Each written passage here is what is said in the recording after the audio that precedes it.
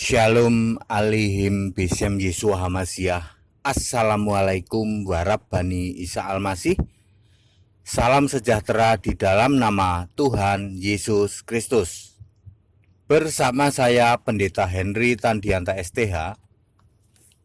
Kali ini kita akan membahas sebuah tema ya. Tema ini judulnya begini. Yesus umur 12 tahun debat dengan ulama. Ya. Yesus umurnya 12 tahun, masih anak-anak, debat dengan ulama. Saudara-saudara, ya kalau di luar sana kan kadang-kadang begini ya, mana itu Kristen ada nggak? Pendeta kecil yang pinter khotbah, pinter debat, ada nggak? Di tayangan YouTube saya sudah menulis Kristen tidak mengenal pendeta cilik ya. Nggak boleh pendeta cilik khotbah, itu nggak boleh ya. Kristen itu mau khotbah harus lewat seleksi yang ketat ya, harus belajar dulu. Nah, ini Yesus 12 tahun debat sama ulama. Oke. Yang dimaksud ulama adalah ulama Yahudi. Ternyata Yahudi itu juga mengenal istilah ulama ya. Lukas 2 ayat 46. Sesudah 3 hari mereka menemukan dia itu Yesus dalam bait Allah. Ia itu Yesus sedang duduk di tengah-tengah alim ulama dan sambil mendengarkan mereka dan mengajukan pertanyaan-pertanyaan kepada mereka. Jadi Yesus itu dengerin plus dia nanya melulu, mengajukan pertanyaan. Umur 12 tahun, anak-anak umur 12 tahun berada di tengah-tengah alim ulama. Bayangin, anggap saja ya, anggap saja 1 lawan 20 lah ya. Yesus sendirian, alim ulamanya ada 20. Alim ulama itu kan top markotop ya, top markotop alim ulama Yahudi.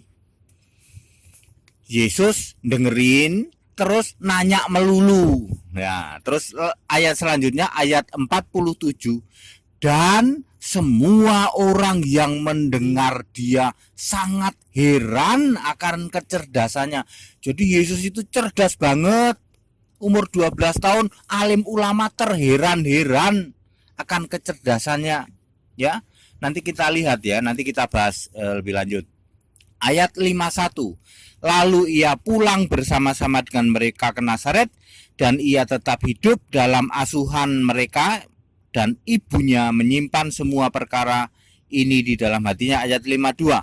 Dan Yesus makin bertambah besar dan bertambah hikmatnya dan besarnya, dan makin dikasihi oleh Allah dan manusia. Jadi Yesus umur 12 sampai 29 di Nazaret ya. Kalau ada yang ngomong lari ke India, lari ke Tibet, halah itu hoak ya. Yesus umur 12 sampai 29 ada di Nazaret. Ya, makin bertumbuh, makin besar, jadi apa? Jadi tukang kayu. Bapaknya tukang kayu, dia juga jadi tukang kayu ya. Oke. Terus Lukas 3 ayat 23. Yesus mulai memberitakan Injil umur 30 tahun. Ayat 23 ya, Lukas 3 ayat 30. Sebentar, sorry. Lukas 3 ayat 23. Yesus mulai memberitakan Injil umur 30.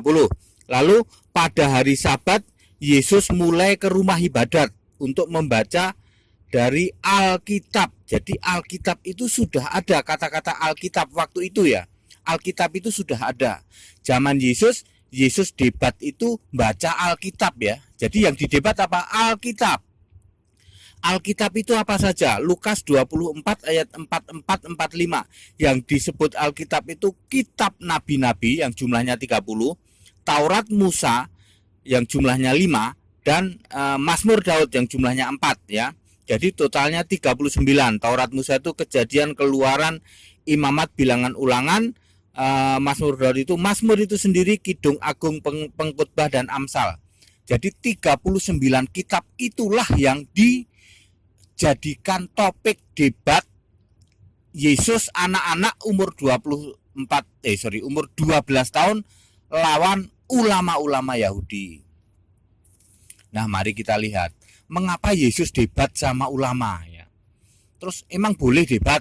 Boleh, kenapa nggak boleh? Soalnya sumber debatnya sama ya. Orang Yahudi pegang Alkitab, sama pegang Alkitab. Yesus mendebat Alkitab itu sendiri. Ya, di dalam berbagai ayat di Alkitab mengatakan bahwa Yesus khotbah di Bait Allah. Yang dibaca apa? Yang dibaca Alkitab. Ada kitab Yesaya dan lain-lain ya. Jadi Yesus sama ulama-ulama Yahudi berdebat tentang Alkitab. Levelnya sama. Yahudi juga pakai Alkitab, Yesus juga pakai Alkitab. Kita terapkan di kehidupan kita hari ini. Apakah boleh Kristen debat sama yang di luar sana? Jawabannya tidak boleh. Kita beda.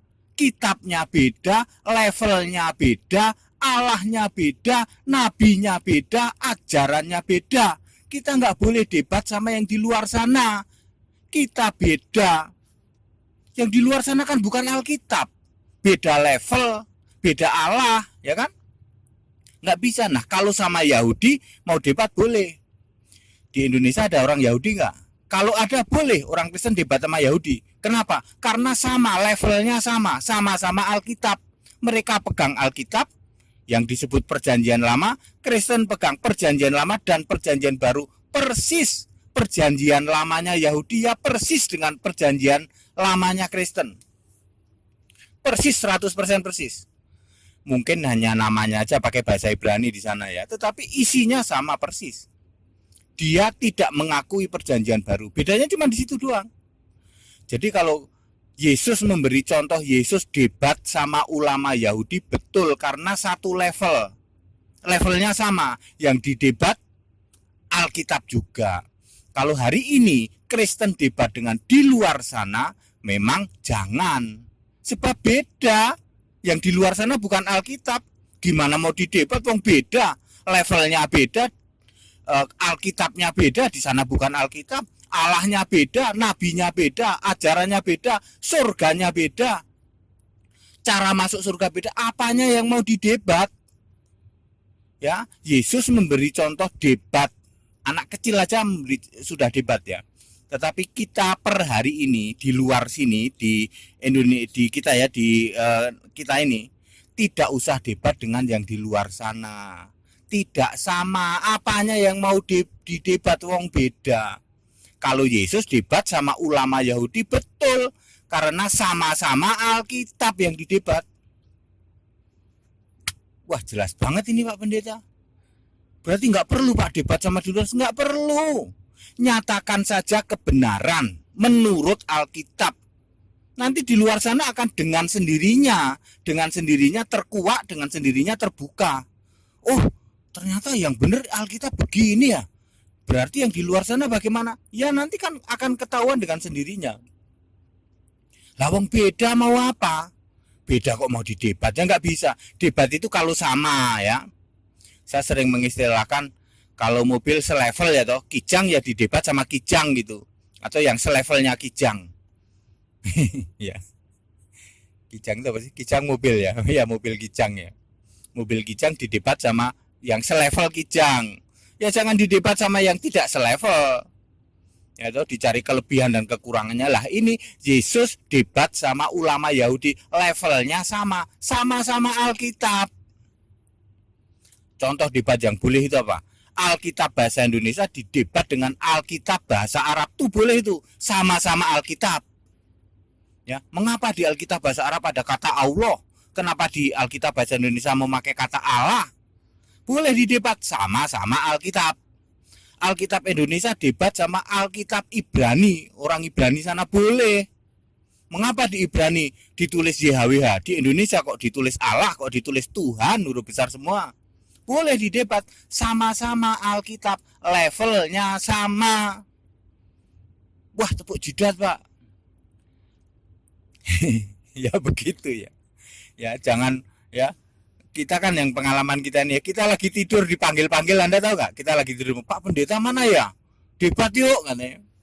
Ya mohon maaf, kita beda, mau apa yang didebat? Levelnya beda. Kitab sucinya aja beda, ngapain debat? Ya, tidak perlu debat, toleransi saja. Kalau dengan yang beda iman itu, toleransi saja, saling menghargai, saling menghormati, itu ciamik, nggak usah debat. Anda debat nggak akan ketemu, kecuali Anda debatnya selevel. Alkitab sama-sama Alkitab. Alkitab Indonesia sama Alkitab Arab, sama Alkitab Cina boleh, sama Alkitab Ibrani boleh, sama Alkitab Batak boleh, sama Alkitab Jawa boleh. Debat aja situ. Kenapa Tuhan di Batak namanya ini? Kenapa di Jawa Gusti? Debat aja boleh. Levelnya sama.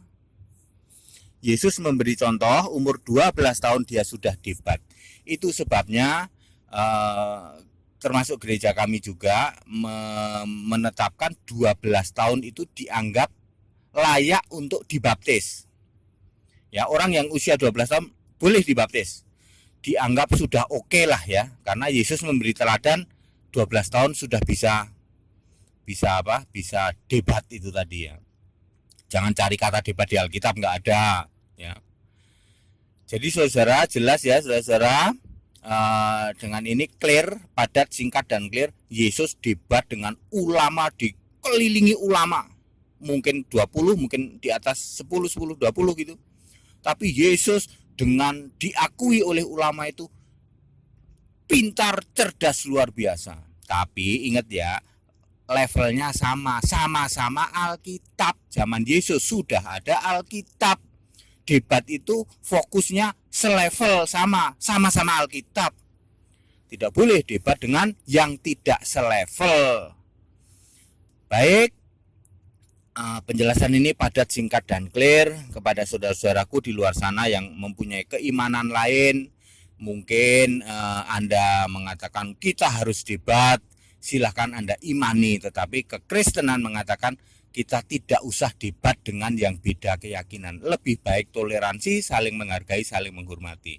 Itu baru ciamik. Pesan-pesan toleransi saya ulang-ulang, kita Indonesia, kita Pancasila, toleransi harus, keberagaman wajib disyukuri, bersahabat dengan beda iman itu bisa. Kalau toh dalam kehidupan sehari-hari kita mendapati kenyataan, loh kok keimanan kita tidak sama, ya nggak apa-apa, toh kita bisa hidup bersama-sama. Ayo saling menghargai, saling menghormati, jangan hujat, jangan caci maki, sebab menghujat dan mencaci maki itu dosa. Kiranya bermanfaat. Shalom alihim besem Yesua Masya. Assalamualaikum warahmatullahi wabarakatuh. Salam sejahtera di dalam nama Tuhan Yesus Kristus. Haleluya. Amin.